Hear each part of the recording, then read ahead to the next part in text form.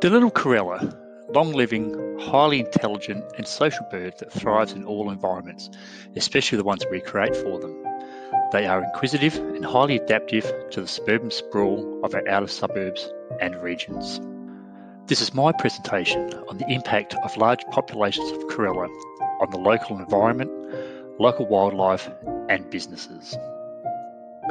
Local councils have developed wetlands to intercept stormwater in order to provide recycled water for irrigation.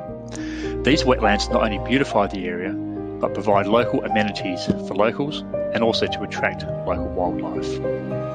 The attractiveness of these local wetlands promote wildlife to migrate to these areas as there is an abundance of water, food sources and scarcity of natural predators. During summer, large flocks of Corella migrate into these areas in the tens of thousands and cause destruction to local flora, local structures and impact local species. How are local councils dealing with the large number of Corella? Is this too large of an issue for council? Is there state government intervention required? Here we see a small snippet of what impacts the Corella have on a single poll. Normal flocks of these birds range from 20 to 30. Over the past 50 years, urban planning, agricultural practices, the abundance of stable water and plentiful food sources have culminated into many flocks migrating together to form super flocks during the summer months.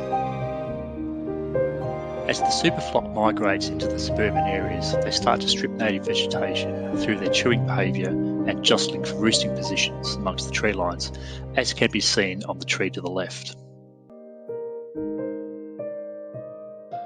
Corellas in large numbers are destructive as they damage roof flashing, chew wiring from light fixtures and residential antennas.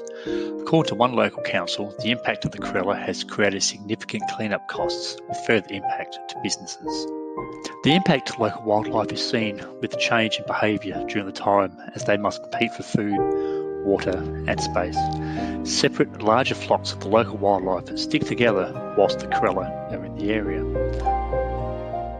Research from the Discovery Circle initiative into the little Corella identifies some key areas for council and land developers to consider to make it less attractive for the super flocks. These included installing barriers to water sources, increase the volume of large trees with undergrowth, and where possible, decrease the open spaces through the use of physical barriers.